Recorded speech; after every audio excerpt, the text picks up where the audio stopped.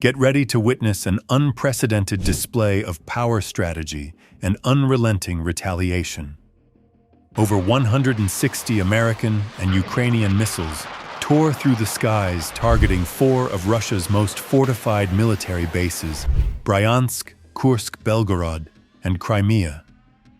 S-400 systems were obliterated, radars reduced to rubble, and bunkers turned to ash in an unmatched coordinated assault.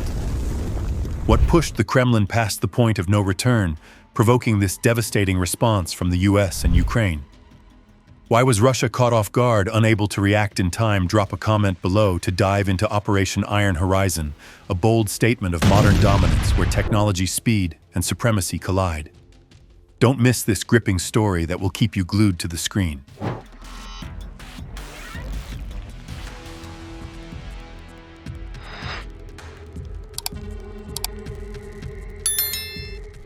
On July 21, 2025, the world watched in horror as the Russian military unleashed a brutal new crackdown in northeastern Ukraine. In Kharkiv, entire neighborhoods were flattened within hours.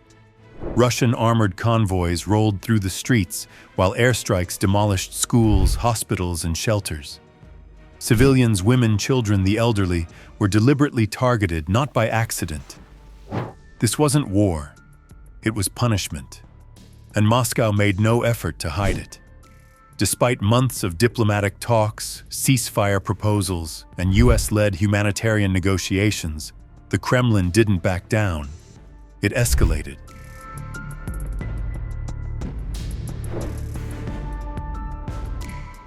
Intercepted intelligence revealed a direct order from Russia's high command: crush all Ukrainian resistance east of the Dnipro River at all costs. US satellite imagery confirmed the deployment of new Russian offensive artillery and thermobaric units outside Zaporizhzhia, a clear sign of intent for total destruction. At 9:02 p.m. Washington time, President Donald Trump entered the Situation Room in the West Wing. Surrounded by generals, advisors, and the Secretary of Defense, their faces were grim. This was no longer a regional conflict. It was a direct challenge to America's influence, deterrence, and credibility.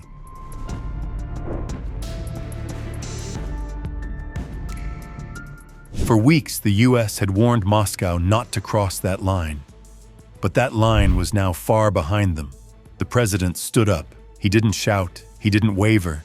He looked each person in the room in the eye and gave the only order that made sense: launch the joint retaliation. Mobilize all assets into action. We move now.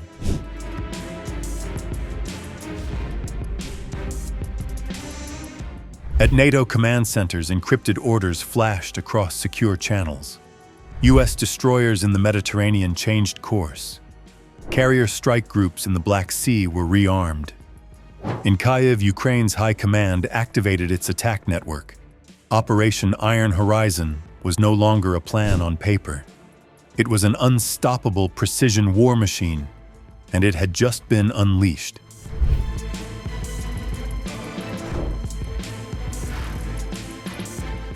By dawn on July 22nd, Operation Iron Horizon was underway. No press briefings, no formal announcements, just relentless, calculated, silent motion. From the Mediterranean, 2 US carrier strike groups split formation each, carrying dozens of F-35 Lightning II jets, precision-guided munitions, and Tomahawk cruise missiles. Command modules aboard the ships lit up with satellite-linked maps, real-time ISR data, and AI-generated target overlays.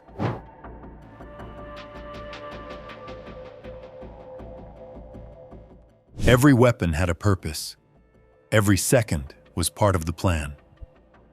At the heart of the operation was Nexus Link, a next-generation joint targeting network developed by DARPA. It connected US and Ukrainian forces through encrypted satellite relays integrating battlefield data from US AWACS NATO, early warning radars, Ukrainian ground observers, and drone swarms. The system enabled true multi-domain coordination, air-land cyber, with no delays, no mistakes.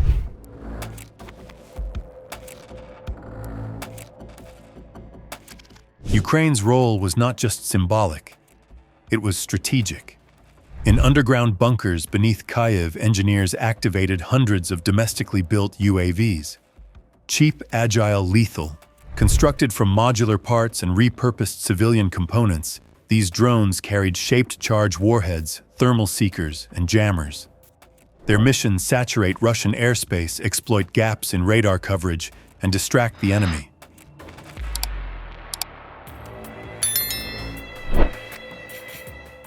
Meanwhile, U.S. destroyers and submarines readied 120 Tomahawk missiles programmed for deep strikes. Their targets, Russia's most fortified military bases, Bryansk, Kursk, Belgorod, and Crimea, long considered untouchable. Each site boasted overlapping S-400 batteries, early warning radars, and kinetic interceptors, but they were built to counter conventional threats, not asynchronous multi-vector attack screens. That's exactly what the U.S. brought.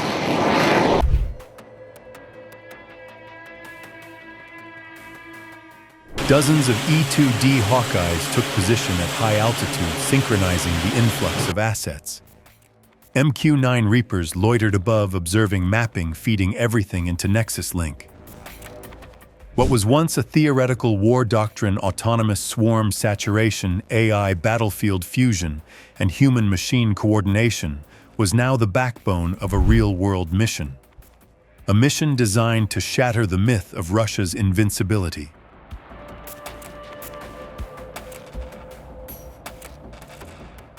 At 3:47 a.m. on August 18, 2025, somewhere in the inky waters of the Black Sea, a salvo of 34 Tomahawk cruise missiles tore through the sky. Launched from the USS McFall and USS Gravely, two Arleigh Burke-class destroyers operating under blackout conditions. These missiles weren't just smart.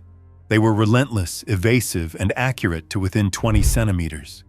Each carried a deep, penetrating warhead designed to strike below the surface, not just on it.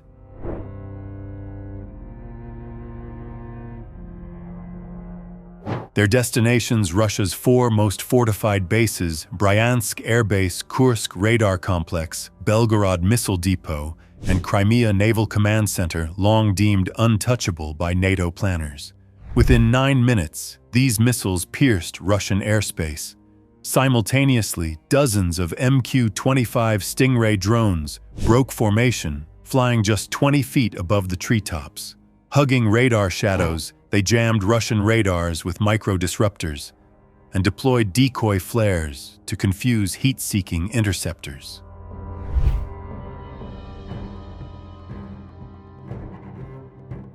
Overhead, Ukraine's R-360 Neptune missiles flew high and straight, drawing S-400 systems into misaligned firing angles. It worked. Russian air defenses unleashed over 140 interceptor missiles in under 4 minutes, but only a handful hit their mark. The rest chased phantoms, decoy signals generated by U.S. electronic countermeasures and Ukrainian drone swarms.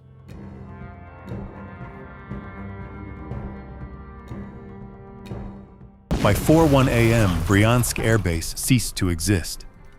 27 Tomahawk missiles ripped through hangars, runways, and fuel depots.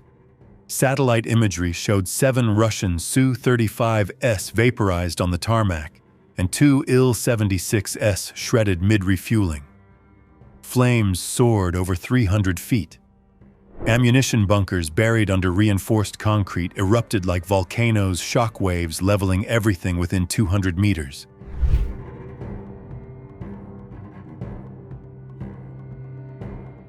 Then came the silent killers. American F-35S, operating in emissions control mode, glided past Russian radars undetected. Armed with GBU-53B Stormbreaker bombs, they struck hardened targets in Belgorod and Kursk with surgical precision. Radar towers collapsed like folding chairs. Bunkers were obliterated. Russian regional communications fell silent, drowned in static.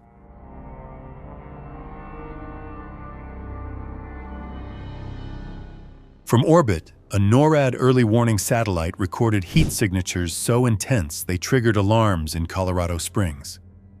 That's how ferocious the battlefield was. Meanwhile, on the ground, Ukraine's improvised drone swarm flooded the outskirts of Crimea. Over 300 drones saturated the airspace around Russia's naval command center. Many were shot down, but a dozen broke through, detonating directly into radar dishes, fuel convoys, and mobile headquarters units. Do you support this war? If yes, leave a comment with the number 2. If not, leave a 5.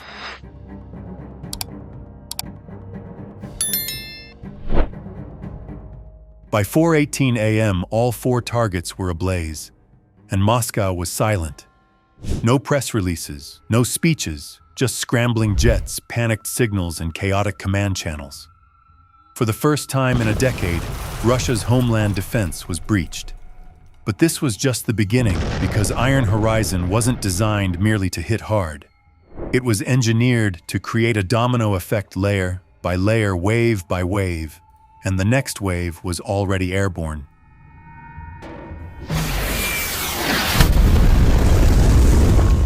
At 4:19 a.m. on August 18, 2025, as plumes of smoke from Bryansk and Kursk rose like black pillars into the night, a new wave began.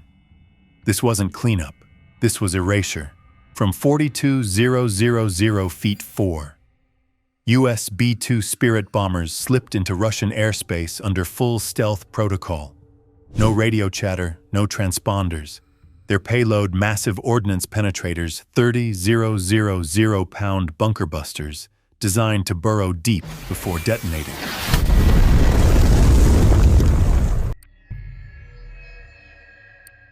Their target, the Belgorod missile depot, fortified with layers of concrete seismic dampeners and electronic decoys. At 4:23 a.m., all 4 bombs struck within 0.7 meters of their intended impact points. According to NORAD telemetry data, what followed wasn't an explosion, it was a cataclysm. The ground around the Belgorod complex shuddered as over 470 tons of high-explosive warheads, ballistic missile fuel, and oxidizers ignited simultaneously.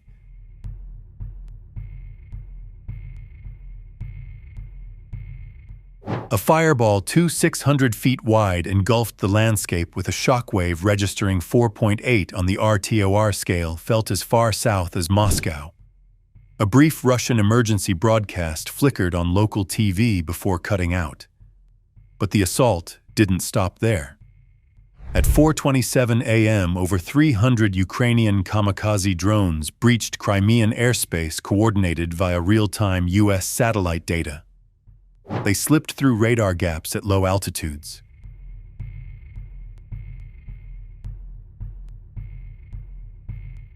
These drones, no larger than bicycle wheels, carried shaped thermite warheads capable of melting armor, steel, and reinforced casings.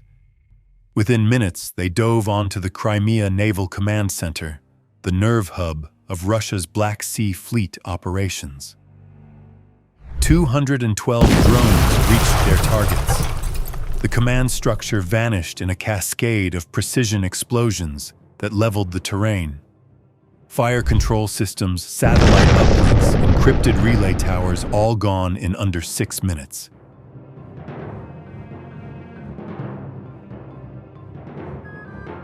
Secondary strikes hit radar domes and fuel depots, sparking firestorms that stretched for miles. From the Combat Information Center of the USS Roosevelt, Admiral Pike stared at the screens in silence. "We just blinded their entire southern front," he said in one go. Meanwhile, Ukrainian rocket artillery unleashed a saturation barrage on Kursk's backup command bunkers, 48 rockets in 72 seconds.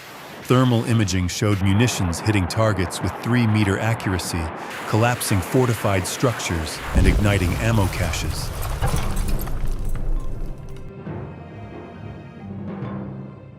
In the Belgorod region, where the smoke still hadn't cleared, F-35s operating in EMCON mode conducted a final sweep. They released GBU-39 small-diameter bombs, each weighing just 250 pounds, but guided by laser and GPS convergence. They finished what the MOPs started, targeting mobile missile launchers hidden in deep forests and camouflaged fortifications.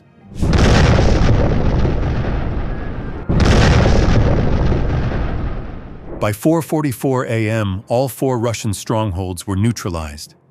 Not just damaged, not just paralyzed, but obliterated. In Moscow's command centers, silence. Systems, dark radios, dead generals unable to communicate. For the first time since the Cold War, Russia endured a coordinated multi-domain decapitation strike and couldn't even see it coming. Because in this new era of warfare, when America strikes, you don't hear it coming. You only feel it when everything around you turns to ash.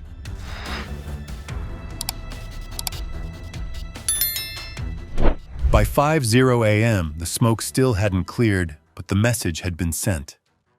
Operation Iron Horizon wasn't just retaliation. It was a declaration, a calculated warning wrapped in steel fire and technological dominance.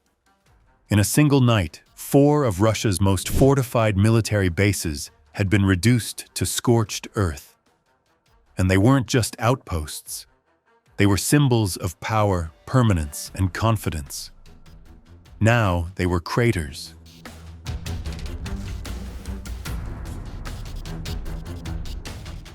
The world took notice. From Brussels to Tokyo, intelligence briefings lit up. Satellite imagery flooded military command centers. The heat signatures, the precision of the strikes, the speed of the operation, all pointed to one truth. America's integrated logistics, surveillance, and strike capabilities remained unmatched. Every link in the chain, from Ukrainian drones to stealth bombers over the Black Sea, operated with mathematical precision.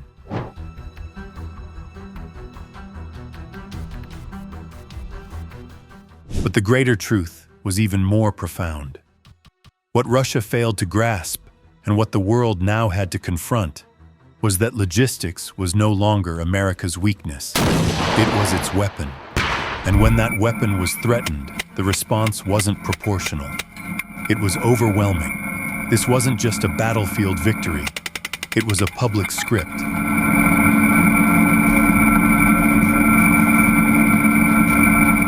Hybrid warfare, automated coordination, electromagnetic dominance, and multinational fusion executed in hours, not weeks.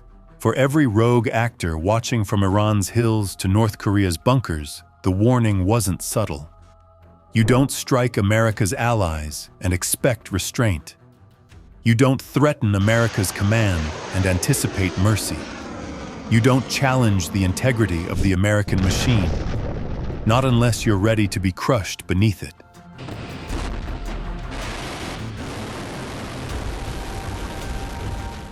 And to every American watching, know this: the flag flying over our ships, embassies, and battlefields is never alone. It's backed by steel strategy and unrelenting will. Operation Iron Horizon wasn't just a military response. It was a declaration, a doctrine carved in precision coordination and undeniable strength.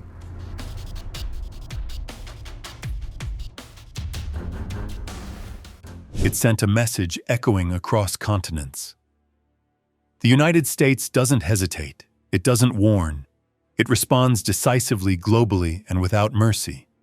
4 of Russia's most fortified military bases, Bryansk, Kursk, Belgorod, and Crimea, weren't just neutralized. They were obliterated in under an hour.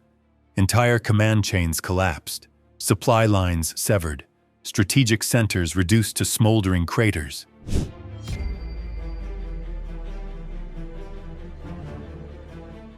It sent a message echoing across continents. The United States doesn't hesitate. It doesn't warn. It responds decisively, globally, and without mercy.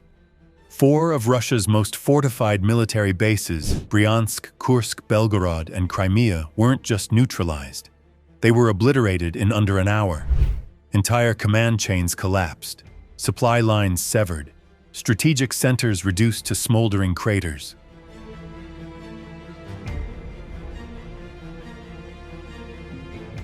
Operation Iron Horizon was not just an attack. It was a resounding declaration of American and Ukrainian strength, coordination, and unrelenting resolve. In under an hour, 4 supposedly impregnable Russian strongholds, Bryansk, Kursk, Belgorod, and Crimea were reduced to smoldering craters, delivering a clear message threatening America's allies is a gamble with annihilation. What do you think of this retaliation? Was it a necessary step for deterrence, or did it go too far? Drop your comments, share your views, and let's discuss the future of high-tech warfare. Don't forget to like and subscribe for more gripping stories like this.